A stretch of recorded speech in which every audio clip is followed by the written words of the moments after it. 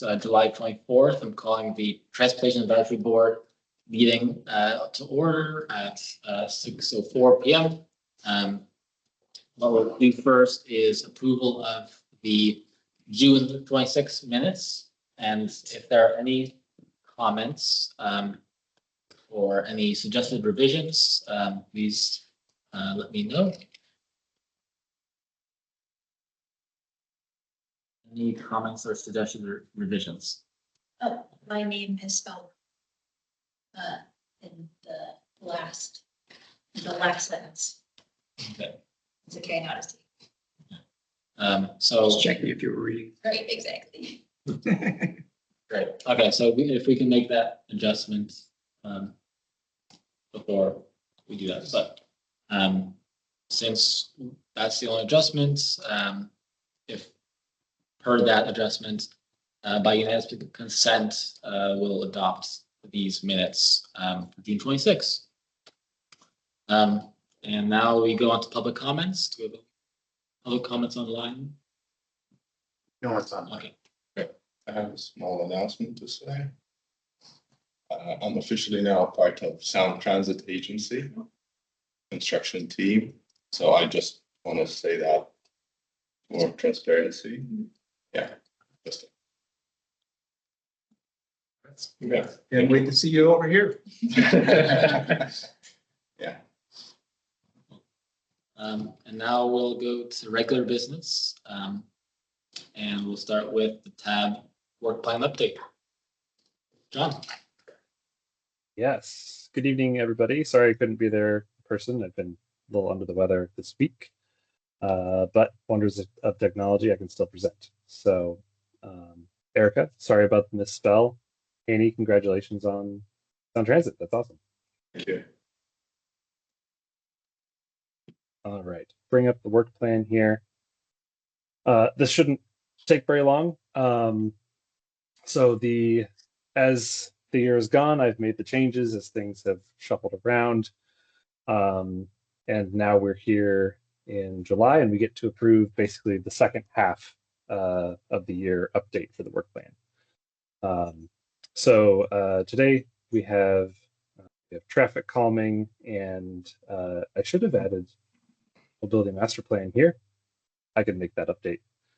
And then next month, we have Thomas will come back for a mobility master plan update for the full discussion that we're going to have. Today is going to be just an update from Thomas, or an informational kind of update.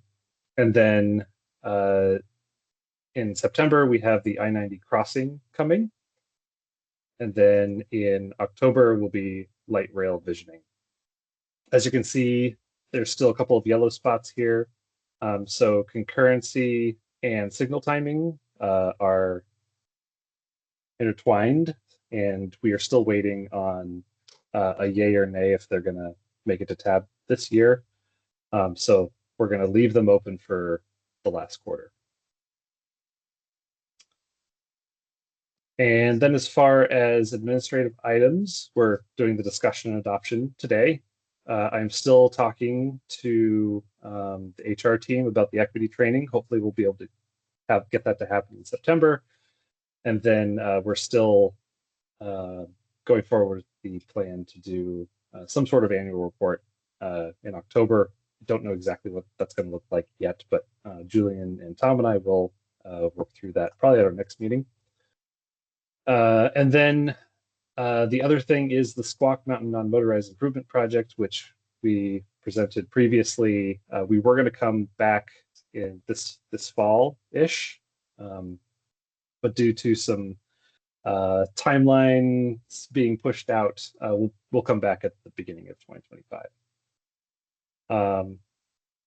So at this point, I'll give it back to Julian to do comment and adoption process. Do we have any questions about this work plan? I just want to say that I won't be here for the August meeting, even online. And so I'll want to look at that mobility master plan, and I'm sure we'll see the minutes or the materials in advance, but I'll send those to maybe the chair and the staff. People have something to say about. Thank you. Any other comments or questions? Great. Well, in that case, we can do another unanimous consent if everyone's okay with that. So if there's no objection, by unanimous consent, we'll adopt this work plan for 2024. And now we'll move on to mobility master plan introduction with Thomas. Sorry. Yeah. Let me join this meeting.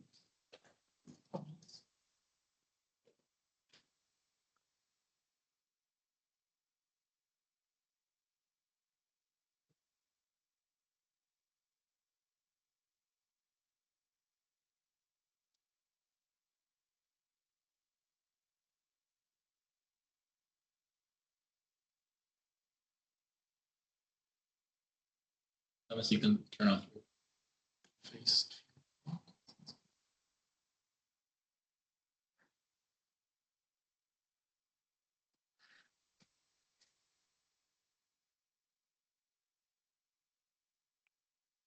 Alrighty. Yeah, thanks everybody for having me today. My name is Thomas Valdres. I'm the city's senior transportation planner. Today I'll just be doing a brief introduction on the mobility master plan. This is basically to help us with a future discussion, hopefully next month with the tab. Just wanting to prepare you all for that future discussion. So I came to this group in October last year. There's a couple new faces, but basically wanted to give some introduction that I hope will provide some context for our next meeting. So just to provide some brief refresher, so in 1990, we have the Growth Management Act that tells the city to create a local comprehensive plan. And like I mentioned, October, there's lots of areas that the comprehensive plan covers. But as we all are here today in the Transportation Advisory Board, we are focused on that. So the comprehensive plan really is meant to coordinate transportation on the regional level with the county, the region, and then the state. So this is sort of the context for why we have a comprehensive plan, and specifically a transportation element of the comprehensive plan. So these are, again, the areas that I had mentioned in October. So there's, I believe, 10 areas we're focused on mobility. In October, I had offered up the ability to comment on the goals and policies of the transportation element. And this will be adopted alongside the mobility master plan in December of this year. So just to sort of provide more context for what the mobility master plan is, it is the functional plan that sort of carries forward the vision, goals, and policies of the transportation element, which was brought to all in October. We are now looking at the strategies, actions, and resources that will sort of implement the transportation element. In particular, we're interested in getting your feedback on the actions. This is going to be sort of where the rubber meets the road. These are things that we're going to be thinking about, I would say primarily in the next 5 years, as we think about implementing the transportation element. And then as we did like 4 years ago when we first created the mobility master plan, we're going to do another course correction. So we'll every so often take a look at the strategies and the actions, make sure that that still fits with what we're hoping to achieve with the broader picture, transportation element goals and policies, and then we'll be looking for ways to create projects and actions that we want to implement. Any questions so far? Great.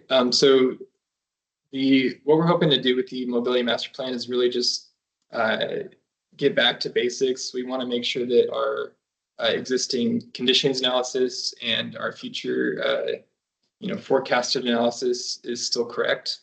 We want to make sure that we're staying aligned with the transportation element.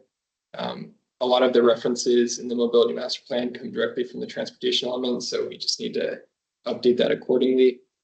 There's also going to be some actions that we are going to propose to you all, and we're going to want to get your feedback on that as well. And yeah, just generally some housekeeping. If there's any updates that we think would be helpful just to better implement the transportation element, we'd like to hear that as well. So here's the general timeline we're hoping to have. So again, August is the goal to take this item to the tab. We'll then take it to the Mobility and Infrastructure Council Committee sometime in Q3, potentially in October, and then going to Council in Q4, potentially December.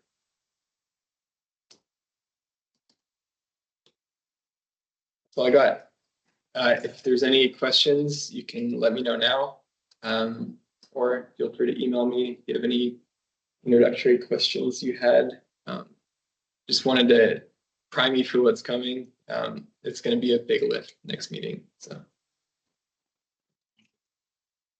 Anyone have any questions? Cynthia? Okay. Given that there's a lot of material to cover in the master mobility plan, are we trying to cram that all into the meeting, or can we do pre-work as in these materials that for us to read? yeah, so we'll be focused primarily on the actions. There's a lot of minutia and lots of details that sort of leads up to the actions, and much of it was covered in the transportation element. So I think we will be able to cover it in one meeting. It'll just basically be what this board has already seen with the goals and policies, and then we'll just be talking about some new actions that we're proposing. We did a last update in 2021, so there's not a whole lot of like new updates for the actions, but a lot of it has to do with the updates from the transportation element, which is primarily based on transit and connections to transit. So hoping that a lot of the actions that we have currently still ring true. If they don't, we can talk about that. We have just a handful of actions that we're hoping to show you, but we do want to give you the whole list of actions. And if there's anything that you think would better align where we're trying to go with the transportation element, I'd really like to hear that at that time too. Okay, so maybe a slightly more specific question. When will the materials be ready at a time? It'll be ready when we publish, which I believe is 2 weeks out before, right? So 1 week. 1 week. Okay. I would suggest, I would obviously suggest reading through the mobility master plan again, and kind of taking a look at the actions before that. So, yeah. So kind of our process would be to review the existing mobility master plan and then look at these materials ahead of time, is what we're asking. So that we can come to the next meeting prepared with mobility master plan and the actions for change. Correct. Yeah, and I'll do my best to have everything in track changes, so you'll see exactly what happened. So hopefully that will make it easier to see the differences.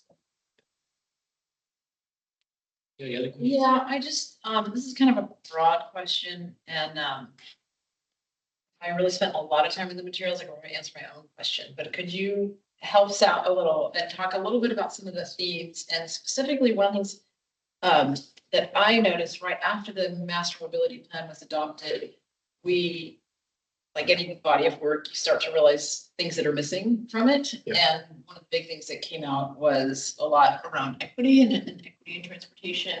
And so I kind of 2 questions. One is, the broader question is, can you just give us a hint at some of the themes that the transportation element maybe is driving? So, what are the themes in that are driving some of the actions we should be on the lookout for? So I'm asking you to do a little bit of homework for us, help us out a little. And then the other is specifically, was that top of mind? And yeah. Sure. So the transportation element, a lot of the updates were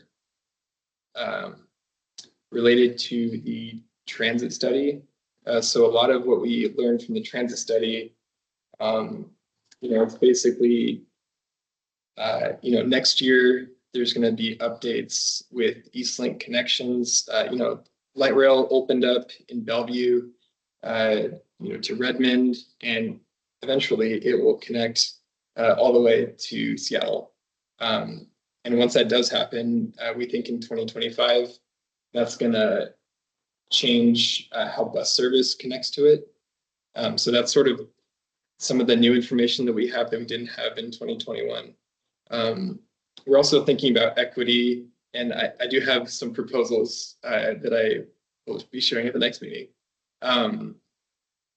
But there are a couple like minor updates as they relate to equity that I think will make a decent impact with this. Would be interested to hear if there's any additional actions that might improve that outcome. And I was just going to say specifically the way I remember it is that a lot of the scoring and some of the principles, they didn't articulate everything that we really began to realize that we'd kind of missed a little bit.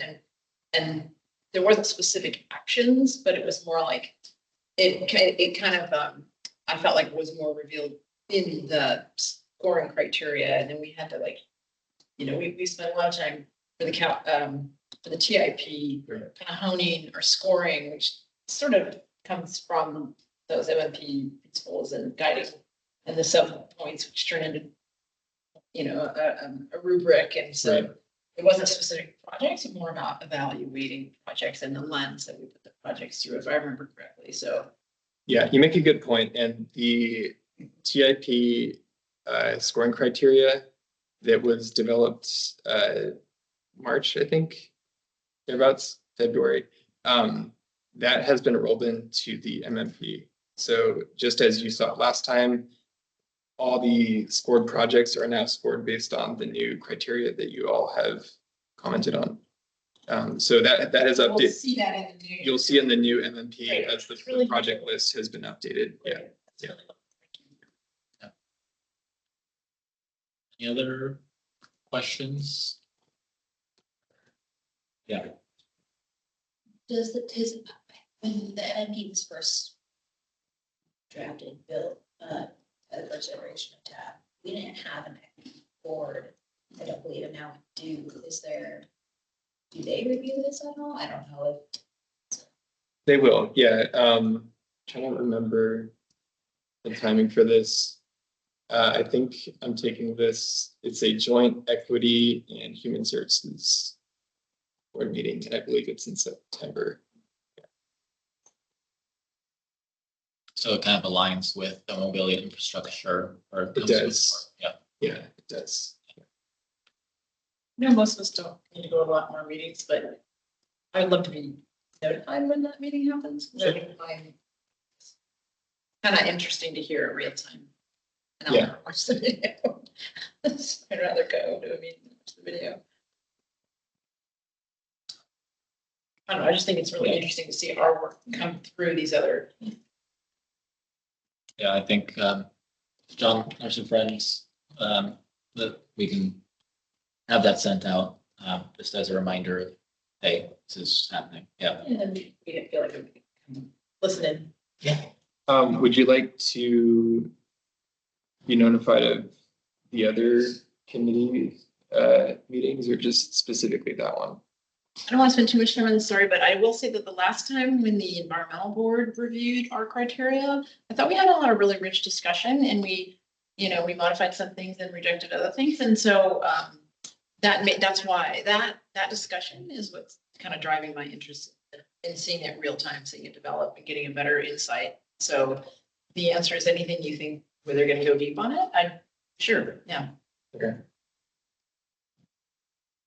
Yeah, I think it would be useful to have that notification of that meeting and maybe even of the minutes afterwards, if they are in any way detailed, so that people can read through its section, going to the meeting if they don't have time. And then also, we should maybe set the opportunity for one of our members to join that M&I committee and listen to that discussion, and report back how it went. So. Any other questions? Yeah, so I'd like to make a request. When you present this material, one of the challenges that I get in reading through it is specifically how the interaction with some of the other parts of city government in terms of specifically growth and environmental. I think those are kind of two big things that interact a lot with the transportation elements. And so just in terms of process and city process, like, what's the cause and effects? What comes first? What's the driver? Right? Is transportation going to drive growth? Is growth going to drive transportation? It's both. Yeah. Yeah. So Chicken or the egg. Yeah. So anything that you can add to like clarify that or improve that in the plan, that would be really helpful.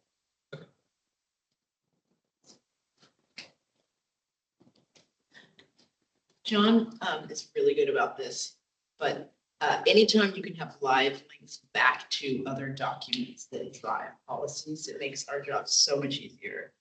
I like And that it's too. really useful Yeah, to like okay. see it in its original text. Yep. And you're so good about that. The student knows everything's ever been published. Just to clarify, are you looking for hyperlinks? Yes. So like if you say like, this was in the blah, blah, blah plan, like, so we just bounce right there. You don't have to wonder if you're talking about the same thing.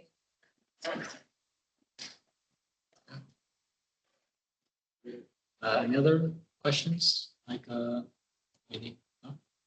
Okay. Cool. Well, thank you. Thomas, and we'll see you next month and discuss. Yeah, John? Before we move on, I just wanted to give you the option to, we have a member of the public who has Yes. a public comment period. If you want to open up for them to talk, you have that ability. Yeah, I took a note about that. And so, yeah, we can open up the public comments period. If anyone, I believe that's Connie Marsh, if Connie Marsh wants to talk, she may.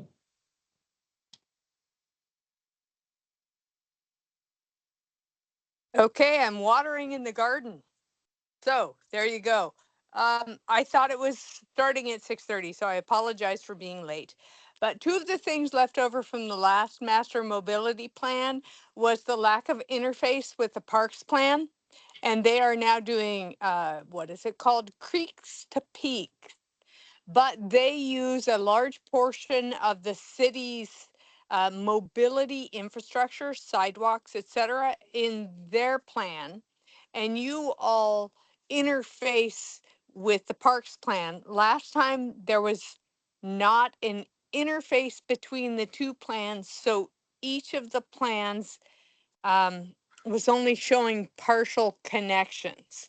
And this time I would really like to see all the connections on top of each other so we get an accurate picture of the varying ways that you can move through the city of Issaquah, either trails, sidewalks, some of both, so that we can make decisions that make sense. And then the next thing is, where is concurrency? Because we are supposed to be having new measurements for mobility within our concurrency plan, I think, but it's been years in the making. So I didn't see a mention of concurrency and how it interfaces with the master mobility plan. Okay, thank you. Thanks, Connie. I will note that we do have concurrency. Yeah, we do have concurrency coming up on our work plan, so it is finally on the agenda. Okay, with that, we'll see you next month, Thomas. Thank you. Thank you. And now we'll move on to neighborhood traffic calming program policy with John Larson. We are flying through this evening. Great.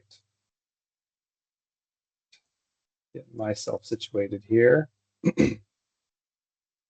Okay, should be good to go. Good evening. I am John Larson Friend. I am the Transportation Program Coordinator, and I am here to talk about the Neighborhood Traffic Calming Program Policy update.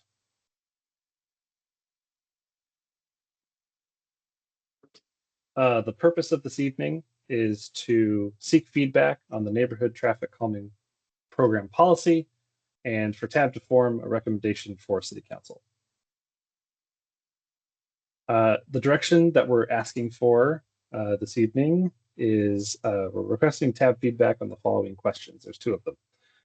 One, do the changes to the structure cover the concerns raised during the previous TAB meeting? And two, does the neighborhood traffic calming program policy align with the goals of the MMP? So for this first section, a lot of you have already seen this in the past, but we have new members this year, so I will run through kind of the existing traffic calming policy and what it is and what it looks like. So currently, we have a traffic calming policy called the Neighborhood Traffic Calming Program. It was adopted in 2003, like 21 years ago.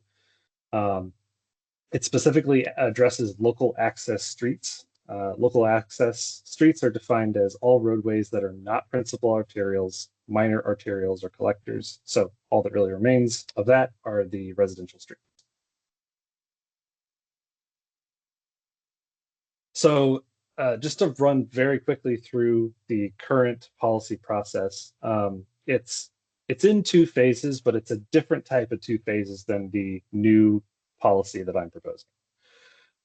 So phase one of the process is really kind of that first application through, I would say, traffic review process. It's non-physical. It's kind of beginning in time and process. The traffic calming policy says that there's a citizen action request form that people would go into City Hall and ask for. It'd be a physical piece of paper, and people would give that to the requestee, and then they would be given a brochure. And then the project would be handed over to whoever's handling the traffic calming program, whether that's engineering or someone like myself, to do traffic analysis and field review. And that's largely based on the 85th percentile. We've gone over what the 85th percentile is in the past, but basically it is the speed at which 85% of cars are going at or below. And then there's also mention of a neighborhood speed watch program. We don't administer this program because it involves giving residents speed guns, and there's a lot of equity issues with that and safety issues. So we don't participate in that part of the process. Phase two is the physical traffic calming device analysis. It's the analysis that goes on to determine what kind of traffic calming device is necessary. The traffic calming policy only includes 8 traffic calming devices, and per the policy, it doesn't really give any room to expand that toolbox per se. There's a mailed survey that goes out to the neighborhood with a certain amount of return to say yes or no, and then there's the installation process and then a 1-year evaluation.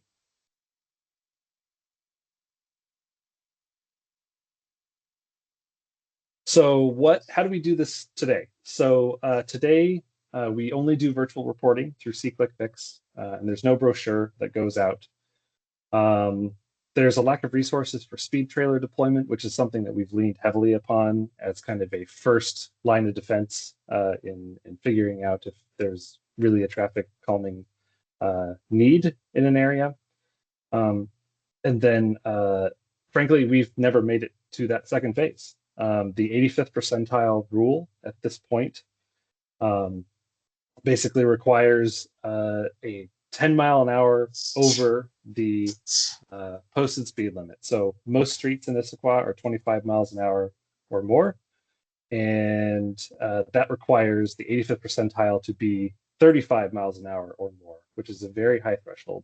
And because of that, we've never made it to that second phase. We've had some streets come out at 34.5 miles an hour, but we've never quite made it to that 35 miles an hour, at least since I took over 3 years ago. Does anyone have any questions about the past policy? I Okay. can't see who's raising their hand, so. This is Micah. I think that we had asked before for some of the data on the whole, like, what was the 85th percentile in terms of miles an hour over the speed limit?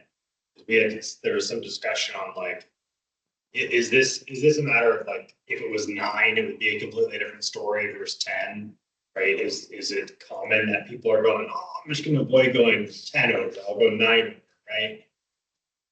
Before if there's any major adjustments made on that, we're not like overcorrecting if it's really just a small amount that needs to be corrected. Yeah, and in doing the research of really just like looking at other traffic calming policies on the east side specifically, I think every other program in the area uses 5 miles an hour over the 85th percentile as one of those metrics. So that would be the speed at which we would incorporate into the administrative document, which I'll cover in a few minutes. And I guess I would still like to see maybe 5 miles an hour is like 90% of roads are 5 miles an hour. And then we go, well, that doesn't seem quite right. So I would like to see, and we don't necessarily need to discuss it here, but if it's possible for you to email out the findings, just what was the distribution over the speed limit? Okay, yeah, we can track all that down. Right, so Michael, John can email out some data. In the years that I've been looking at the speed data for traffic calming, almost every single time the 85th percent speed is really close to 25. That we'll get a traffic calming request, we'll go set everything up, collect the data, and it's like 26 miles an hour. It's rare that we get one that gets into the 30s. So then in some ways, does that sort of fundamentally call into question the speed limit? And like, okay, so people are driving, excluding people who are driving like the top percent of people who are always going to drive fast no matter what you do. What does that say if 85%, 85th percentile speed is already at the speed limit? What does it say? Does it say the speed limits? Is that a thing that gets tried first? Like just lower the speed limit if it's considered that's the issue? Well, I guess I would say, so lowering speed limits is its whole own process according to state law. I think usually what it is if you're out on a sidewalk, hopefully there's a sidewalk and someone's driving by, the speed feels faster. Like people aren't good at estimating the speeds. Yeah. Usually what I've noticed, what we're wanting to do with the traffic calming policy, and John, hopefully I'm not getting too far ahead of what you're planning to say, is to really base it off of evidence of, okay, what speeds are pedestrians most vulnerable? And give ourselves the flexibility to adjust as new research shows that. And so that's really how we're wanting to set the speed for the traffic calming policy.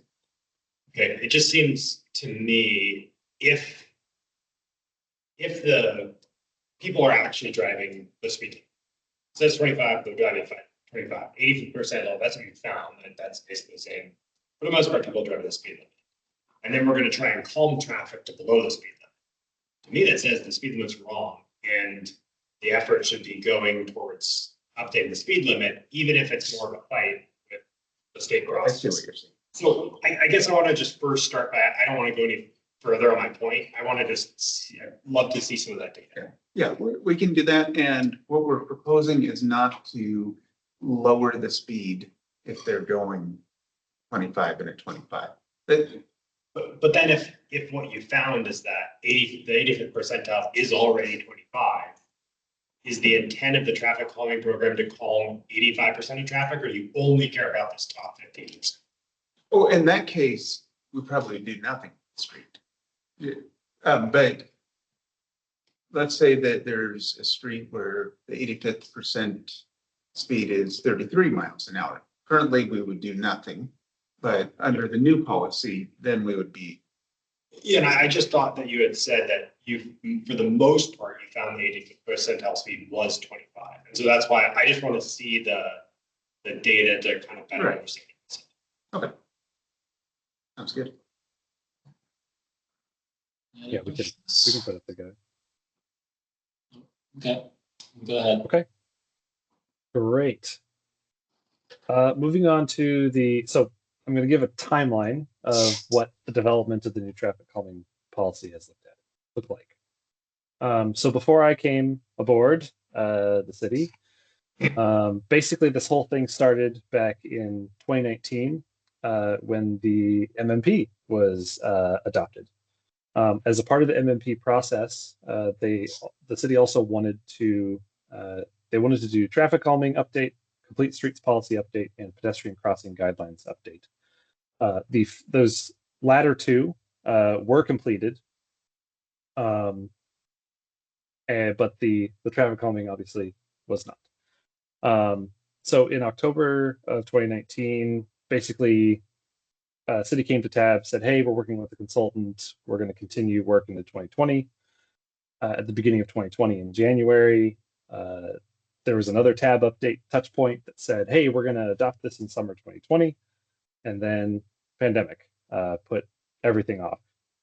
So that meant there was another touch point in September of 2020 that basically said, "We're going to push this to 2021," and then toward the end of 2021 in October, basically gave a presentation on what the consultant had been working on. There was a report.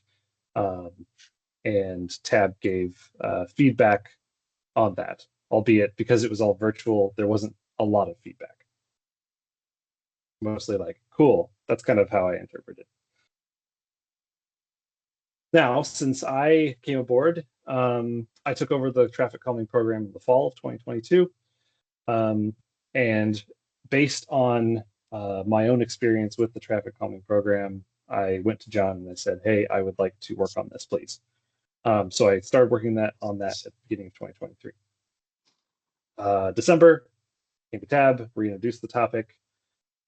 April, I came back to you all and presented a new type of kind of general structure, which you all gave excellent feedback on. We'll get to that in a second. Spent May drafting traffic calming policy, and then spent July talking to stakeholders.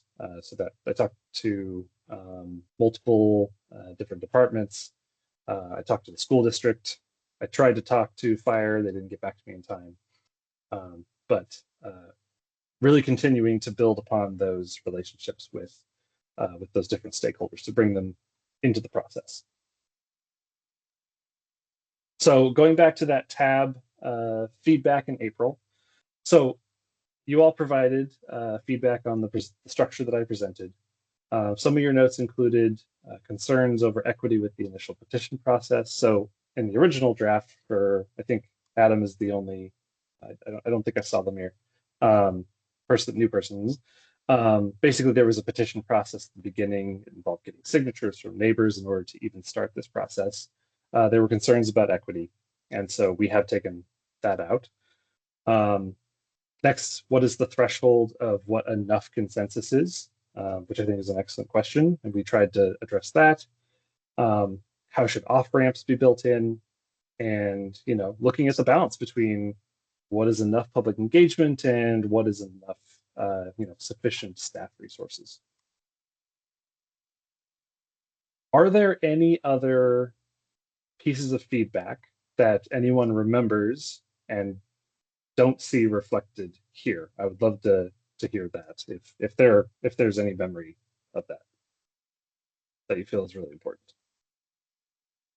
I don't think another aspect of feedback we gave back in April.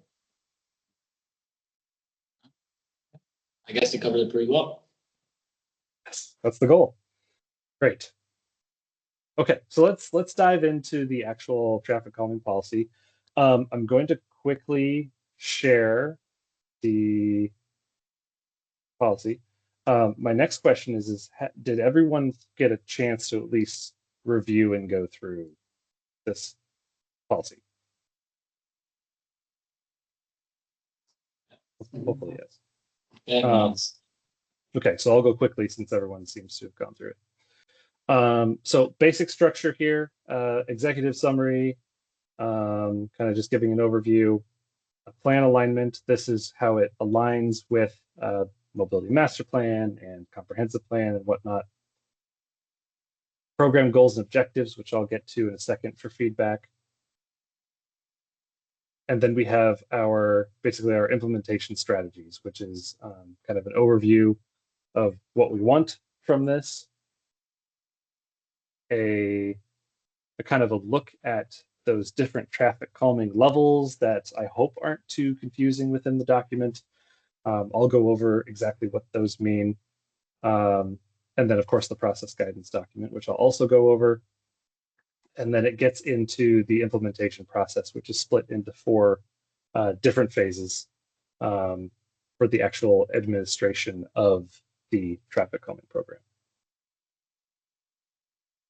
Any glaring questions at this moment before we dive into some more of the details? Maybe a silly question here. Bollards versus something like curb change. Like what are we doing with bollards? So usually bollards are kind of an addition to additional paint. So bollards, so for example, here I'm now in West Seattle. On my corner out here, the city of Seattle put basically at the corner, did paint and then bollards lining the paint to kind of give additional additional sight distance so that people pulling out around the corner can see around all of the cars that are parking. It also just creates more room for pedestrians to kind of, edge out into the road so that they can cross as well. There are other uses for it, but that's the one that kind of comes to mind as an example. So when I think of bollard, it's physical, like a post that's stopping. That's what you're talking about here? Or yes. Is it? Correct. Yes.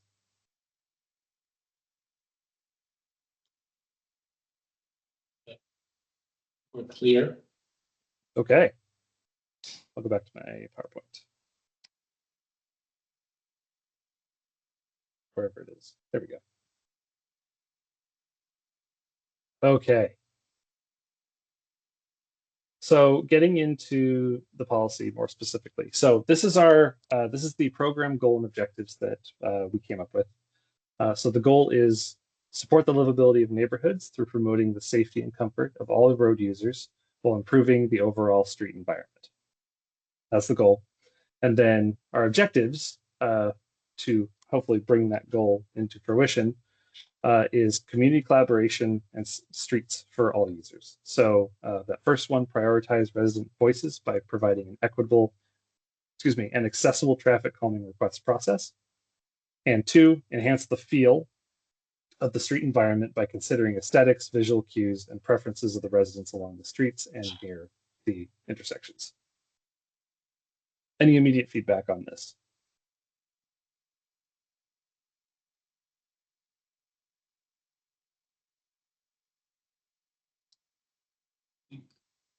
It's good.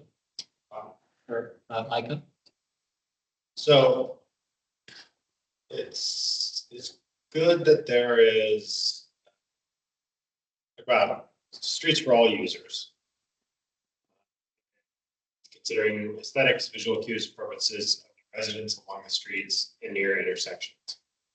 The group that's potentially missing from that, the people that need that street to commute and may not live along it or near the intersection, but they're still a user. So it seems like that's potentially a missing group. You say all users, but really doesn't read like all users. It reads like the people that live near it are the only users that. Yeah, I think we touched on this last time, if I'm not mistaken. So the goal of the traffic calming program is predominantly for those who live and play and maybe work on that street. Is your question, so assuming that that's our definition, would you feel more comfortable if we toned down the comfort of all road users and used more specific language? Say all users if you don't really intend all users. If the intent of the program is specifically for the people that live along the street, I think that's fine. I think it's fine to program for that, but it just seems disingenuous to say streets for all users. But it's not really all users of the street, because you go to the street where 80% of people, in fact, I bet almost every street, most cars are not for residents that live on the street, except for the absolute most like dead end streets, right? And so that's the predominant users of the street, and it's not really the intent of the program, which again is fine. It's just, I don't think I should say all users. I get, oh, go ahead. I was gonna ask a question as far as what do you think about all users are streets, all people are using the street, but they're trying to reduce the traffic speed and safety of that street for the people that live on the street. The street is still used by anybody, which I would consider all users of the street, whether they live there or not. I think a lot of streets might have, like over here, might have, just making numbers up for an example, 20–30% of the people who live there use the street, but the other percentage are people that are driving to work. But you're trying to create the street for them to drive. It's a little safer, a little bit slower for the people who physically live and are doing things on that street. So to me, that's what I take as all users, if that's what you're thinking, John, or if that's kind of what you're thinking, Micah. Well, so this, the preferences, the residents along the street and near the intersection, not the preferences of the residents on the streets that near intersections and the preferences of the. Yes. That's right. Which my point is not that you can't have it that way. My point is that this says a very different thing when it's for all users. If I bought a house that there was like very clearly one main road that people were taking to get there, and then the city comes in for something I'm just outside of residents that live along that, and they're like, well, we gotta go calm the traffic here, and they make a bunch of changes, and it's much harder to get to my house. I'd be pretty upset, right? Because I would feel like I'm a user of this. Why did I not get to be considered?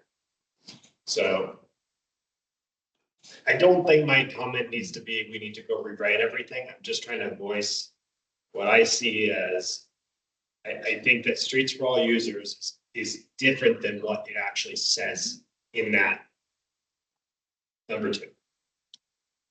Like, Oh, yeah, go. I'll jump in. So, I mean, I guess the challenge, I think we discussed this also last time, the challenge is, especially for pass-through folks, it's challenging to measure what their preference is because they are just driving down that direction and it's just an everyday thing. And so they don't really, they might not really pay attention to what's happening like on that street in terms of planning. But like in terms of, so how would you think would be like the good measurable for that? I don't think he's saying that Yeah. it should be. I think Sure. he's saying that there's a conflict in the statement. Yeah. And I agree with you. There's a conflict in the statement. And it seems to me the whole program is about the preferences of the residents, which I don't have a problem with. And I think that's what you're saying. And I'm going to say I agree with you. And so I think just tightening up the language. Okay, So If that is in fact, I Yes. think maybe we need a clear statement of is in that in fact. Yeah, now I may have a separate opinion about whether people that ride on the street should be considered, but I'm setting that aside and just commenting on the fact that the language is not consistent. I think there's a core assumption here, which is that really this is limited to local access streets. So these are not arterials, minor arterials, collectors. And so if we think about that, if we eliminate local access streets and say all traffic that's going through an area doesn't go on local access streets, does that significantly change the throughput or the latency of the transportation network? And if that's not the case, maybe we potentially are classifying streets as local streets, or we have a proper transportation network so that we can handle all the traffic without people going on those local streets. Or maybe we want to include this bias towards people that live on the streets when they're classified as local streets, because we prefer that, sort of quality of life over increasing the throughput or latency, or decreasing the latency of the network. I think that's kind of the core assumption we're talking about. So I think what we're getting at is kind of like there's obviously there's a discrepancy of like within the goal, all residents versus in the objectives, there's kind of more tailored towards residents. Do we think there needs to be an adjustment in the language? Or just make it explicit that these are local access streets and we're biasing towards the residents of the streets. I agree with just like clarifying. I agree with what Mike is saying, that it doesn't necessarily feel like we need all users of the street, and that's okay. So then, yeah, it's clear. John? So based on experience, the residents along the street, they're going to ask for speed bumps. And just like you have in the parking lot. And we always tell them, no, we don't do speed bumps, we do speed humps, which are much more forgiving for cars. So, well, it's quite an interesting take. Are we considering all users? And I do see the conflict in the objectives, but when we actually implement it, we do consider the cars, because the neighborhood wants the speed bumps, and we're not going to put the speed bumps because they're not good for the cars. So that is a little nuanced detail of how we actually do consider the cars when we do the traffic calming. You should say on the preferences of the residents along the streets and near intersections and the effects on traffic flow through those streets. Because it just, I just have a problem with saying streets for all users, but then the actual they're talking about. Because I think that's a great example, right? If I lived on that street, I might say, admin group, sure, 5 miles an hour in front of my house. That's all you can do. Because I'm not affected by that. I'll drive 5 miles an hour, and then 100 feet later, I can speed up. And so it just. Yeah, I don't know if we want to say flow, because putting narrowing the road in the spot or speed hump, I don't think it's going to really impact the flow, because there's so few cars on the streets that we're looking at. But there still might be a way to wordsmith it to get the intent of what you're talking about. Yeah, and I think my point, I didn't mean to turn it into a big discussion. It was just, I think that the language could be aligned a little bit better between streets for all users and what that actually says. That's all. I think another perspective on this could be that the road users is not necessarily mentioning, not specifically referencing like the sources of where people are coming from. So like, it's not really distinguishing passive traffic versus especially like directly local. It's also referencing just like modes of travel. So cars, bikes, walking, and then that objectives is talking about just the local traffic and emphasizing that we're focusing on improving the experience of local residents. And so there might be some language like communication barrier there in terms of like what that actually means in terms, is it mode or is it source versus and whatnot. That's a very good point. I think as far as all users being the mode users versus traveling from point A to point B users. So a pedestrian who's walking along that street is a user, right? It doesn't have to be a resident. Yeah. So maybe changing the word residents, reflecting users instead of stating just residents. So that problem. Well, I'd be almost worried that goes too far. Yeah. I'm kind of talking down my own point, because I understand the intent of the program is first and foremost people that live along that street. I personally think that everyone that uses that street should be considered. It sounds like you do actually consider that. it's just, you say all users, but then you don't say. All users. That's as far as I meant. Dig up. No, I We think, are maybe a little bit- yeah. I think it's a very good point, and I think it should be tight, and I think it should be explicit, like you said, Adam, that it's not, without regard for all the other users, but it is prioritizing the people who live there. That's the whole point of the problem. It's all the neighborhood traffic calming, and I think your point is well taken, and I think you should have brought it up. You can think about maybe adding some examples here of. This past isn't a plan, this situations. is just a Yeah, slide. this This is just a slide. I This was- isn't a I plan. was going to mention that this is just the intent of the program and the goals and objectives, and so we can do a little bit of wordsmithing to this, but it ultimately won't impact the whole structure of it that's coming up. So I think we should reserve the bulk of our time to discuss updates. And we can do a little bit of wordsmithing with this later on, but I think this would be helpful to go on to. If anyone doesn't have any objection.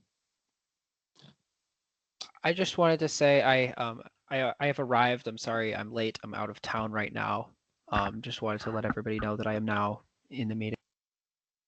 Great. Thank you, Leonard. Welcome. Yeah. Okay.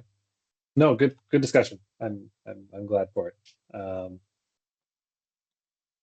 Okay, let's move on to, I guess, the more specifics. So wanted to touch on what the traffic calming program guidance document is, which is it's quoted in the plan. So the intent of this document, so I'll read the slide first. Additional administrative document to be created and adopted administratively to guide the engineering phases of the program, can be updated as best practices change over time. This will include internal engineering process guidance, request analysis criteria, how we analyze the data, gather the data, and then that toolbox of traffic calming measures.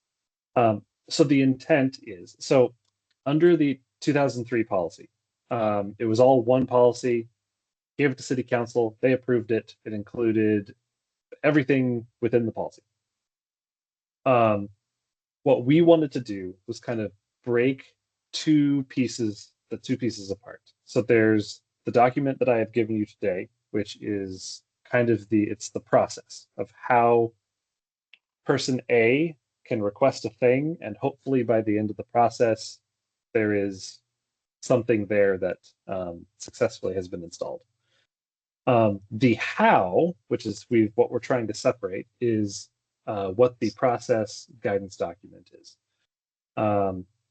So we want to create something which is in progress. We don't have a full draft of it yet.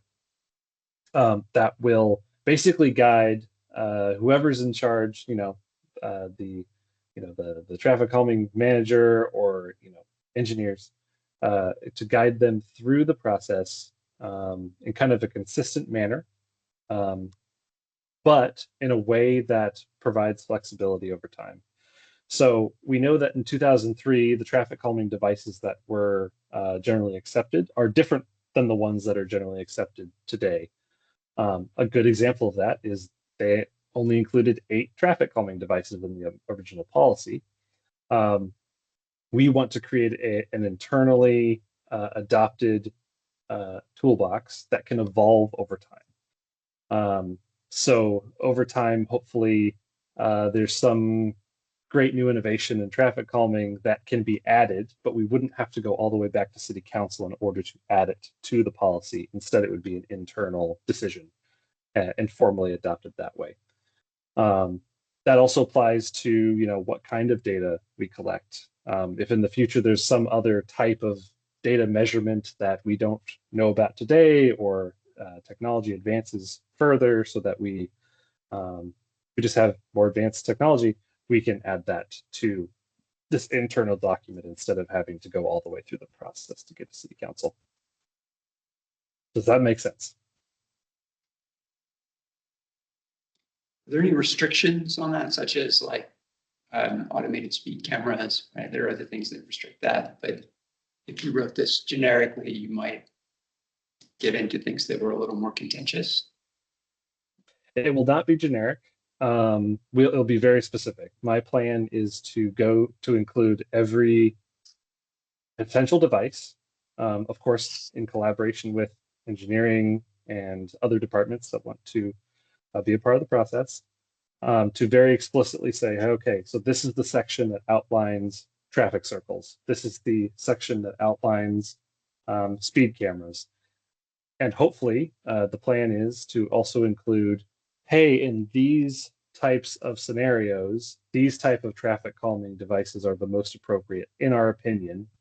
And then if that changes over time, we can change that over time. Does that answer your question? Yeah, I think so. Any other questions? No? Okay. Go ahead. Great. Okay, so let's go into the different levels. So these are different levels than I described earlier with the old document. The old document was very much it's almost like a part one, part two. This document is much more related to the actual types of devices that we move forward with. So for level one, it's basic intervention. It's traffic calming measures that affect the physical street environment less and would be implemented at lower costs. So this includes targeted speed enforcement. There's a special addendum in the plan that basically puts that in phase two in its own special category. But then there's speed trailers, striping, bollards, radar speed signs, additional signage. It's very non-invasive, for lack of a better term.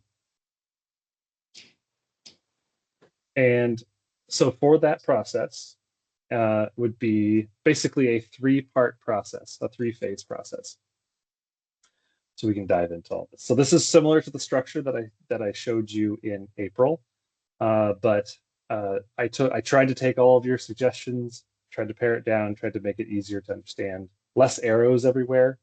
You'll notice that I don't have specific off ramps because I want to give those going through this process the flexibility to basically, if it's deemed we should not go forward with this, they have the right to at most any time.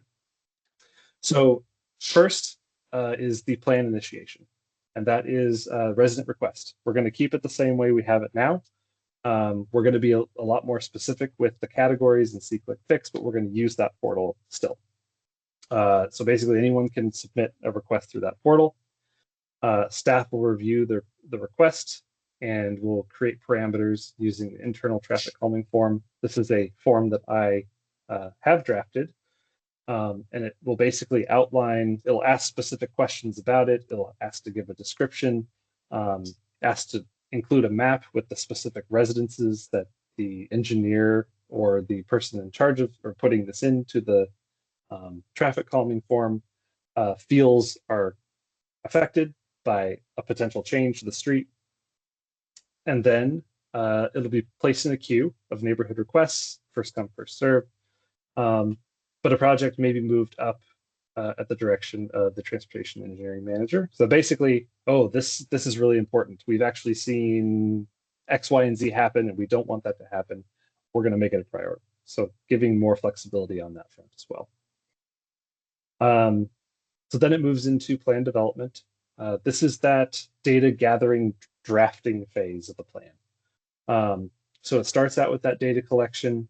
It'll be guided by the process guidance document.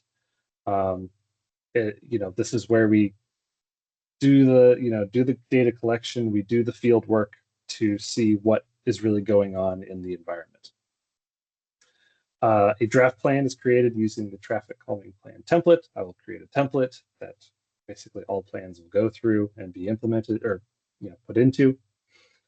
And then we'll go through and solicit input from local service providers. So that includes internal, so water, sewer, this is all outlined in the plan, water, sewer, fire, police, transit agencies if they're affected. And really, we want to solidify this as the process. We don't, I think in the past, it's been sort of like, I think I'll reach out to this person. I think they're affected. We're We're just going to touch base with the school district every time, that type of thing. And then there will be a final draft of the plan. And then because it's the low impact level 1 basic interventions, it will skip 3. We'll come back to that in the next section. And it'll go right to plan implementation. Plan implementation is basically the same process that all of our TIP projects go through. The engineering process, public notice, construction. This is where temporary devices can be installed, and then if they're successful, they can be fully implemented.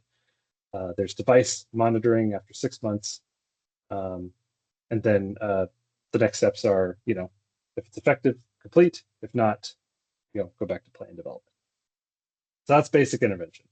I'm going to hold questions until we get through level 2 because I think it'll be better that way. Level 2, full intervention is these are those more heavily affect it's the measures that more heavily affect the built environment and will be implemented at much higher costs. So those are the curb extensions, the speed humps, the raised intersections, the traffic circles, median chicanes, like really changing the built environment to start actually affecting speeds. I think this could come back to that the conversation about goal. The way that psychology works and the reason why traffic calming programs exist is people are treating this neighborhood street a certain way. It means that people are psychologically thinking, I can go fast here. So what are the ways that we can physically, restrict the lanes or, change the environment to psychologically change how people think about driving and, oh, they're going slower and they don't even realize it. So the process for this is the same, except when once the final draft is created, then and of course is determined to be a level 2 intervention immediately, it would go to plan support. This is the major difference in this. For these big changes to the streetscape, we want to have public engagement on this. We want neighborhood support because there's been more times than we can count that traffic calming is implemented and it's taken out 5 years later because people hate it. So this phase will involve a neighborhood survey. So basically distribute the survey to the residences outlined at the beginning, where I will include a map with the residences who exactly are affected by this. And the city will specifically reach out to those residences. Right now we have the survey remaining open for 1 month. Then we have, the neighborhood support. We played with these numbers. This is one of the things that you had feedback about. What is sufficient, approval? And so what we settled upon is a response rate of 30%. We feel that that's kind of a reasonable number. And then an approval rate of 60% or higher. This number was, I believe, suggested by Emily Moon. As sort of like the industry standard of approval. And then moves into the budget and approval process. It's added to the TIP or small projects based on size. We haven't determined what that threshold would be to go into what category. We're still working through budget things still at this moment with the new biennium coming up. So this is a question that we have yet to answer. So we left it kind of unanswered in the current draft. And then, of course, it would go to City Council for approval like any other TIP or small project. And then it would go to, again, plan implementation, engineering construction, device monitoring, and next steps. Yeah, okay. Any questions about that? Mike? How easy is it to remove? Can you repeat? Sorry, cut out. How easy is it to remove all? And so the reason I'm asking is, it seemed like for level 1, all of them were fairly easy to undo, with the potential exception of the fall art. I assume you put rebar in and somehow anchor it into the ground, not just set it freestanding. And so I'm just wondering whether there is some sort of general like level, if you're skipping part of the process for one, which I think is a good thing, so you can move more quickly. Do you also want to put in something about it needs to be reversible? You know, maybe it's like striping, right? You can paint over is probably more reversible. I don't know whether bollard fits in that category. And I know these are examples. I'm just wondering whether maybe level one does need some sort of reversible language as a way to help say, yep, it makes sense to skip this. We can always go back. And then the other thing was, I think I like the input thing. I think though that's definitely going to be one of those where you're going to have to just have the authority to make a decision that that threshold's too high, right? Because maybe there's some language in there that's needed, you know, at the discretion of traffic manager or whatever that can be. Because if you have all single family homes on a street versus all apartments, there could be vastly different response rates that are typical based on that alone. And so like, if you have thresholds that don't have some way to say, we can make a judgment call. I don't know, just, that was one other thing. Yeah, that's a very good point. So to answer your first question, I don't think there's rebar or anything super invasive with bollards. Correct me if I'm wrong, John. I feel like they're just tacked onto the street. Yeah, I kind of lean towards bollards being a level 2. I think it would be harder to remove. Sure. Cool, we can do that. And then the second piece about the response rate, yeah, that's a very good point. I think we should add some draft language in that because each street inherently is going to be very different. It's going to be different cultures. It's going to be different response styles. You know, we want this to be nimble.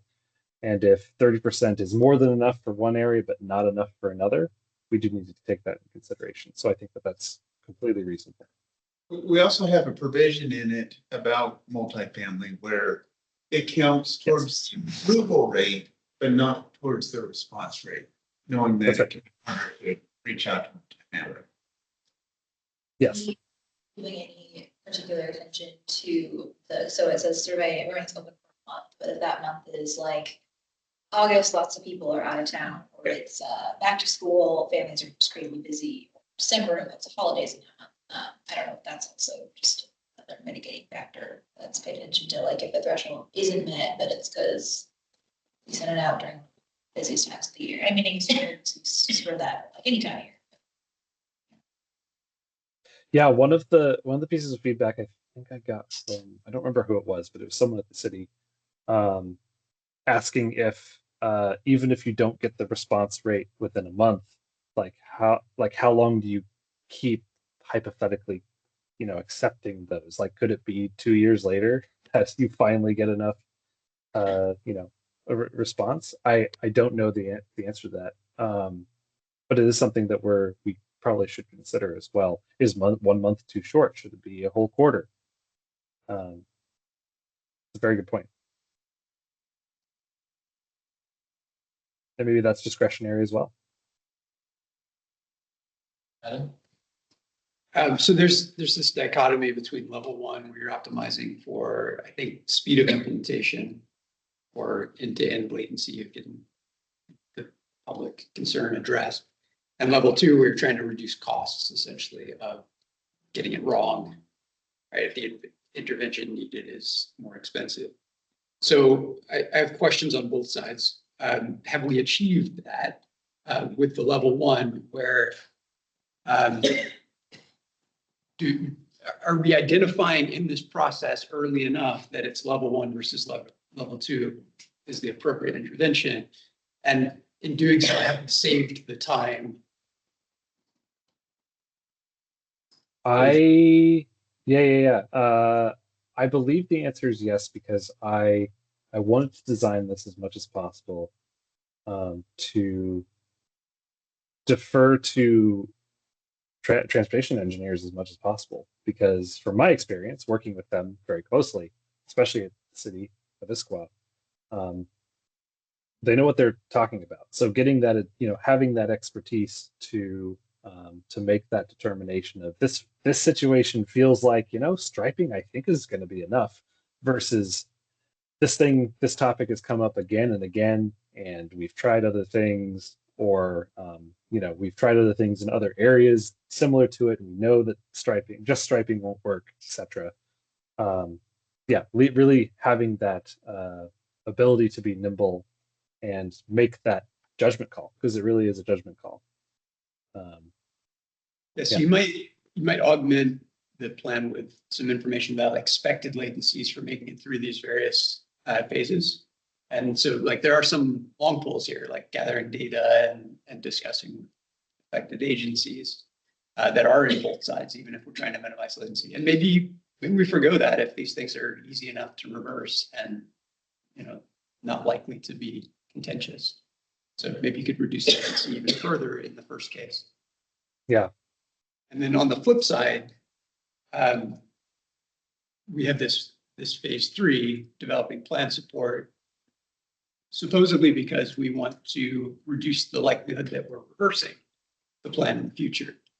And so why do we think that the neighborhood survey and the input is going to lead to that outcome? Do we have any evidence of that? Is it a psychological thing, like since people are participating now, are they less likely to complain later? I think it's the feedback loop, because if I'm thinking about a street that needs some sort of traffic calming, and I'm coming up with my engineering solutions, and I'm like, gosh, we could just get rid of the parking, we could put a bike lane here, we could have some flexible guideposts, and we could really get things going slow, and then go out and do it. And then the community is like, oh my gosh, what did you do to our street? Whereas if we present it and get the feedback from the neighborhood, then that really helps. Because if it's just me coming up with stuff or one of my engineers, we might not have the correct pulse of the neighborhood, and we might do something that they wouldn't like. I think this also goes back to this program.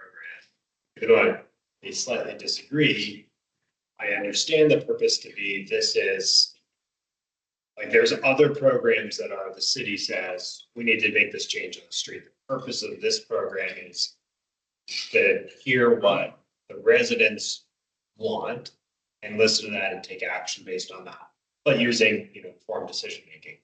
So in order for that to be the case, then you need to hear from the residents, because this is that program. It is specifically for that. There's other programs to say more like, we don't need resident feedback because, the city engineer assessed it. Well, so I think I've heard two different things here. One is we have this, final draft of the plan at the end of phase 2 here. We're asking the residents, is it okay? Can we proceed with it? And then the other thing I heard is we want feedback loop where maybe the residents are going to contribute things that might affect the design. And I don't think we're doing both of those with this. So You can have the public input before you have the final plan. all I'm saying at this point is that there's a little bit of a conflict between those goals, and probably we want to resolve that before we put this in place. Yeah, that is a good point. I have another question. It is on step 4D for both of them. When it says if the results is not satisfactory, we return to plan development. So on level 1, level 2 also, but level 2 would be more of a physical construction piece, but you remove it and then go back to plan development. Supposed to leave it up so you go back to plan development to come up with another plan. John, did they cover that scenario when you drafted the plan? Sorry, you're cutting out. It's probably on my end. Can you repeat the question, please? Sure. On level 1 and level 2, on item 4D, talks about if the result is not satisfactory, turn to plan development.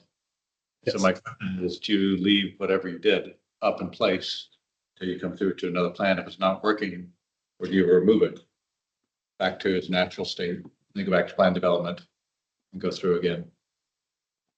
I would think on level one, it'd be easier, but it's a simple thing that's put up. Level two, you actually construct something that's a little bit more substantial. That may be harder to remove until you come back to plan development and we go through the process again. I would think at least on level one, if it's not working, you'd want to remove it, and go back to plan development again. Yeah, I didn't want to explicitly address that because for that specific thing, I think it's better to leave it up to discretion. So if it's posing a safety hazard, yes, let's pull it out. If it's not doing anything, like if it's just like not doing anything, weighing the costs of, do we remove it now and then install something later versus do we just do it all at the same time? You know, what are the costs versus benefits of those situations?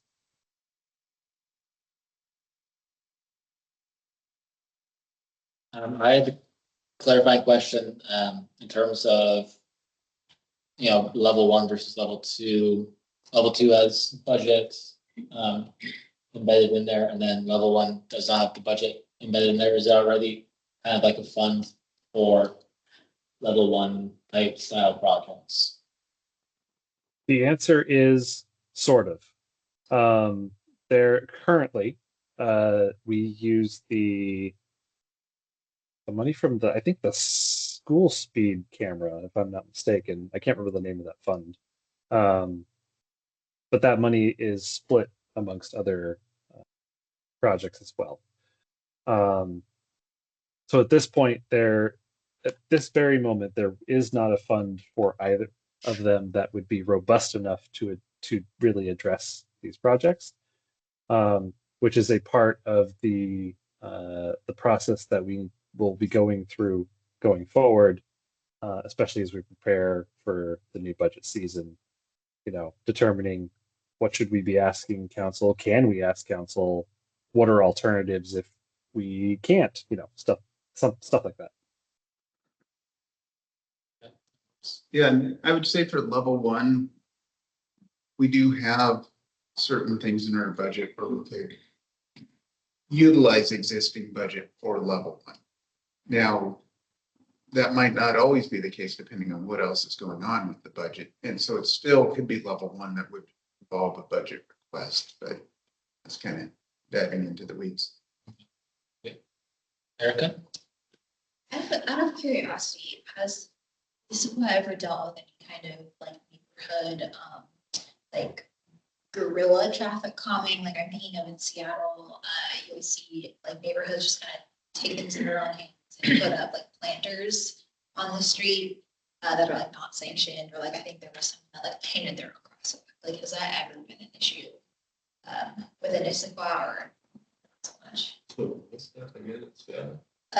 Like neighborhoods will just, instead of going through the process, or maybe the city doesn't have funds, like take things in their own hand and they'll like paint their own crosswalk or like put up planters to like kind of section off to like make the street calmer as like an improvised median or things like that. Prevent RV thing that way as well. Things like that too, yeah. So, I'm not aware of any. sorry, like that kind of derail things. I'm just curious, like as this coming up and we're talking about funds, like this ends up, we can't implement this because there are funds, just looking at, you know, would that ever happen? Sorry. Lemire, do you have any questions? I think I've been following along fine. No, I don't have any questions. I think it's all been clear so far. I think when we get to like the comments section, I'll have some input to have though. Great. Thanks. Okay, I think we can go forward. Okay. So we're into the direction needed section.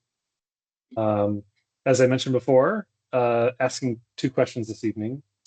One, did the changes to the structure cover the concerns raised during the previous meeting? And two, Does the traffic calming program align with the goals of the MMP? So I'll let Julian take the conversation from here. Great. So I guess we can encompass both these questions, and go around and give our own initial responses to these. So who wants to jump in first? Can.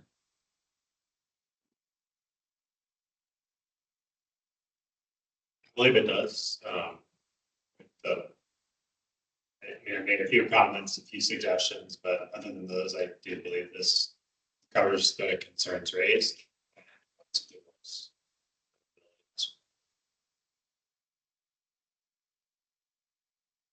I have a small comment when it comes to the first come, first serve.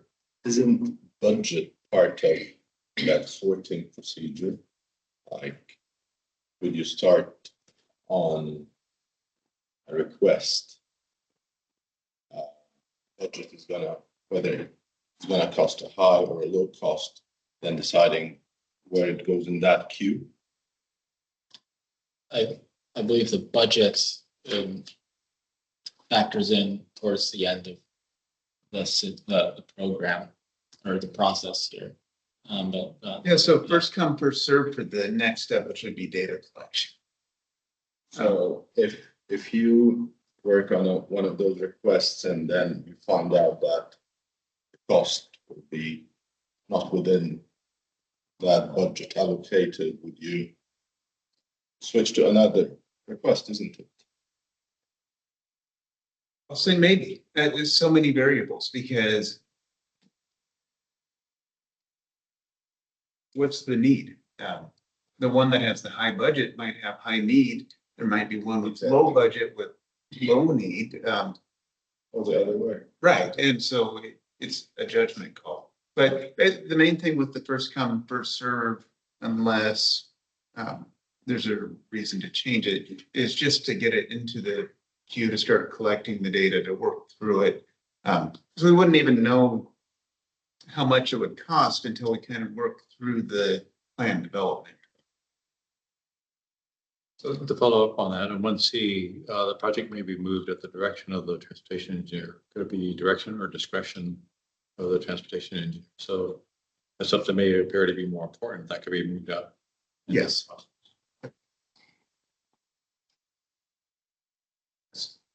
So Tom, you're suggesting. I'm wondering if we should change the direction to discretion. Oh. And that could be based on a couple of factors. Yeah. That makes sense.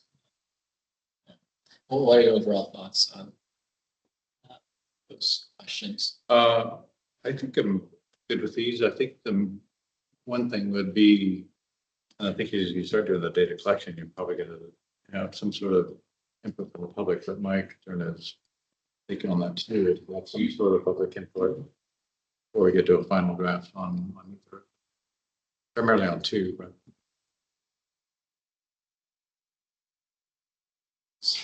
So some kind of public input before the final draft. Adam? Yeah, so we talked a little about the issues with what are we optimizing with the 2 different levels. I think we could probably go through an iteration on that and really improve the results that we get out of this process. In addition to that, I think there's some elements of visibility by the public. In particular, when people put in a request, they want to know, where is it? Is it going to be acted on? How long would it be? And it's not clear from this. I'm sure that we'll do a good job, but it could be, in the process here where we see, here's the list of things that have been proposed, so people can be, jumping in ahead of, getting ahead of things and knowing what they need to comment on before the project is formally proposed, and track it after that, know what the budgetary concerns are in terms of getting their projects actually implemented. So I think there are a few of those that could really be improved here. I think we talked about a little bit of queuing here in step 1 at the end of this, which is first come, first serve, unless we decide to change it. or unless John decides to change it, I guess. There's queuing later on as well, right? There's queuing because we don't have enough money to implement something yet. Or queuing because we're waiting on resources to go collect data or whatever the resources are. So some of those queues are absent from this, and that's again with keeping the public engaged and aware of what's going on that could really be included in the process. So I think I'll leave it at that. Overall, would you think that the policy aligns with the goals of MNP? Overall, yeah, I think it's an improvement. And I think there's a chance to improve things a little bit further. Yes, I do think that the previous concerns, for the most part, are addressed. I do think that it aligns the goals of the MMP. And I think just to get a little tighter, I'm a little confused. So one thing I really like about this is it seems like there's a lot more discretion than the previous plan for the, so that the professionals in the department can figure out what the right thing to do is, which I think was kind of hamstrung in the last one, if I understand correctly. And so I think that that's a huge improvement. And being more efficient and responsive is, baked into everything we're trying to do. I'm just a little confused about the off ramps, and a lot of things refer to the process guidance document, which will be developed, right? And so just the language that's in the plan right now doesn't really describe what to do if something's kind of not a very valid, plausible, or a viable request. It's just, there's not really, I'm just kind of looking through here to see if I missed it, but it says that you'll do all these things, but there's nothing in the material that we've seen so far that says some kind of threshold that says, I think this is one request and it's not really worth us going through all these hoops. And I don't know if that's just at the discretion, but it just didn't seem like, as I was looking through the document, that's very clear. And I just wouldn't want you to be bound if in the initial review of the request, you think it's not really worthy. And there's something in here that says what that off ramp looks like that I saw. Like, Sorry. chance to contact whoever submitted it, and said, hey, like, can you go back? Can you clarify this and this and resubmit? And like, or it's just complete off. But I guess that's what I would do. Like, Well, I wouldn't want to off-ramp any until we got through data collection, unless we already had data. Because it doesn't take a lot of effort to go out and collect the data. And if I'm a resident and I feel like traffic is going way too fast on my street, if I submit a traffic calming request and it gets denied before it gets to the data collection, I'm going to be furious. Whereas it's a different conversation if you can say, we collected the data, speed limit's 25, most of the cars are going 23 miles an hour, and then it ends. But I think data collection after that I is, suppose if we're not getting so many requests that you can't bring them to the data collection, then this is just a hypothetical academic discussion and probably not worth considering. So other than that, I think it's great. but so far we've been able to keep up on the data collection. Definitely. Erica?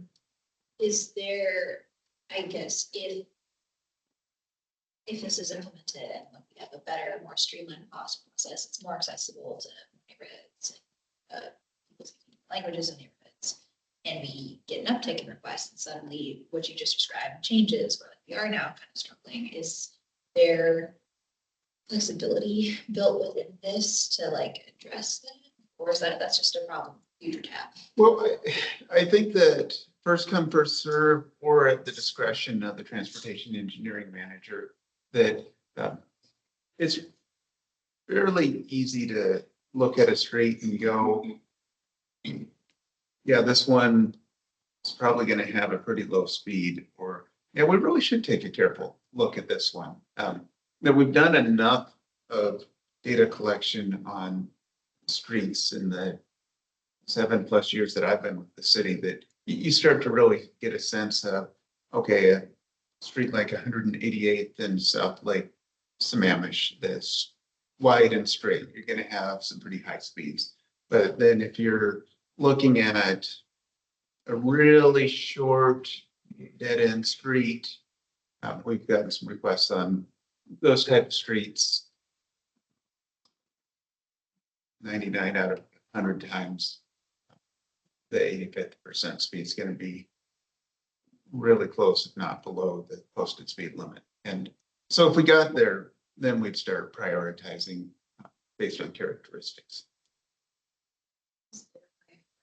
Submit this, submit a request, they can see where they are in the queue. The library book, you asked like. So we're going to do it with C-click fix. I'm not as familiar with the user perspective to see if you can see all the neighborhood traffic concerns, or I guess we probably reclassify it. That's a good question. John, do you happen to know what the resident can see? I have an idea of it. It's basically just a list of everything that's open, I think, at the city. The other thing is, and this is just like internal inside baseball, I guess, for lack of a better term, is we're always we have goals for, how fast to close certain requests and whatnot. So that's something we would have to look at. Would we want to keep it open for the entire duration of the process?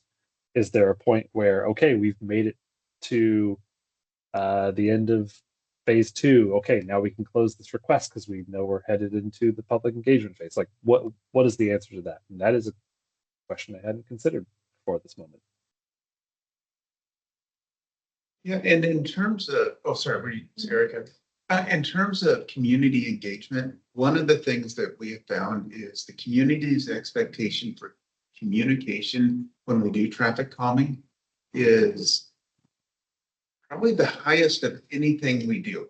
And so while we might not have it in the plan itself, just in terms of meeting the expectation of the community that there would be lots of engagement, there would be a website, communications would be sending things out if we're really getting into looking at developing a plan and meeting more with the community.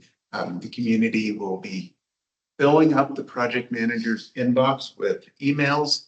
And so I guess for any concerns about communication during the process, the community has let us know, and we've heard that communication is what we must do.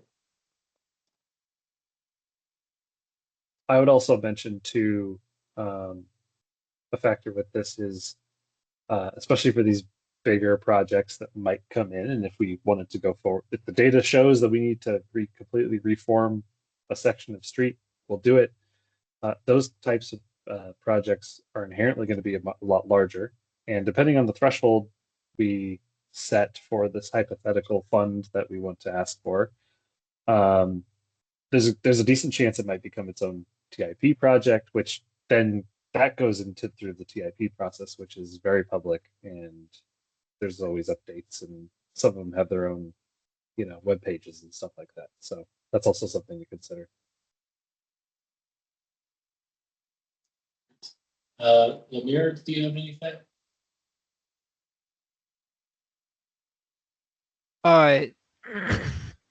To me, nothing here seems particularly controversial. I think a lot of it's been covered. I think it's definitely good to prioritize traffic calming, and I think this looks like a good idea, and so I don't really have anything to say as far as like things that I would change. Just I do think that the concerns that were brought up earlier by other people about like at some point there may be a problem with like a volume of requests that would have to be dealt with here.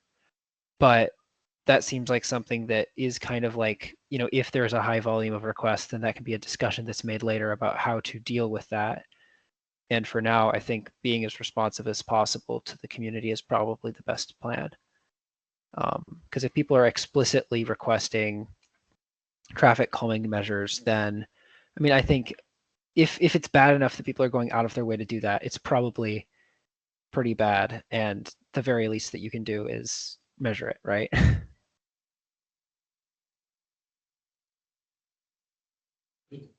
Thanks. Yeah. I guess I'll jump into my own thoughts. I think the changes to the structure cover the concerns perfectly, or at least almost perfectly, compared to last meeting. I especially like how the neighborhood support was adjusted in terms of that response rate and the approval rates. You know, because I think the previous minimum response rate was a little bit optimistic, given other factors. And so I think that's one of the examples of change that were implemented. And other than that, I think this program policy does line up the goals of the MMP. So I think it's a good program. But I guess one thing that we want to discuss, as Tom, was the idea of the plan support, some kind of plan support coming up for the final draft. Do we want to discuss that a little bit and share our different thoughts about that? Yeah, I'm just not sure how to put that into effective agency input. That would be at the same time that we would have go back to the requester of the community as far as input. This is what we're thinking of, to see if that's in line with what they were thinking. Anyone else have thoughts on that? Whether it's just going to that one person or going to a larger group of people within the community.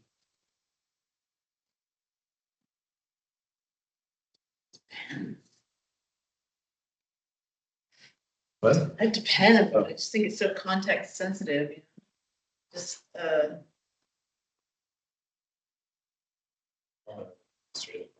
Yeah, there's no other Straighten the process. right.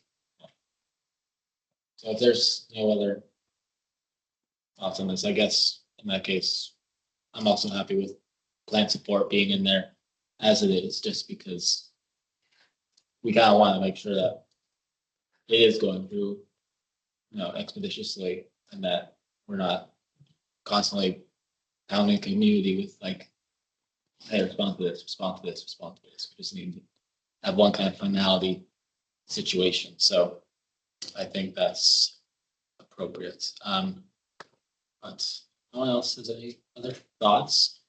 I think, did you get what you wanted, John? I did. I think I have one more slide. Yep, just next steps. Thank you, everybody. I really appreciate your conversation this evening. It's been great as usual. And thank you, John Mortensen, for stepping in with your engineering acumen and experience. I always appreciate that. So next steps, basically through December, I'm going to be working on all these documents and folding it up together into a nice package. And then I am scheduled to go to Mobility and Infrastructure in September and City Council in October. Hoping we can get this adopted by the end of the year is the goal. One more, Tom, here is on 4B, you have temporary devices maybe installed. It's just maybe installed. At engineering staff discretion, yes. I guess we didn't talk about temporary devices. Double maybe. Twice. Can you repeat that? Sorry. It's maybe, it was repeated twice. in Ah, temporary yeah. devices, maybe install. You know, InDesign doesn't have grammar corrections, so that's why. I'll fix it. I'm there. Okay. Well, in that case, we can move on to reports. And start with we just covered the board work plan. So we'll go to the staff reports. I don't think I have anything specific this month, other than the work plan. Thomas is coming back next month. Oh, I guess that is kind of part of the work plan, part of the staff report. So I think I mentioned last meeting we weren't sure about an August meeting. So as you saw in the work plan, we are going to move forward with an August meeting, assuming we can make a quorum. I think we have enough people now that will be more likely. But so yeah, so we're going to be moving forward with an August staff meeting. I don't think I have anything else beyond that. Okay, great, thank you. Chair report, I don't have anything to report. And there's no youth, and so any other business or announcements? Leah?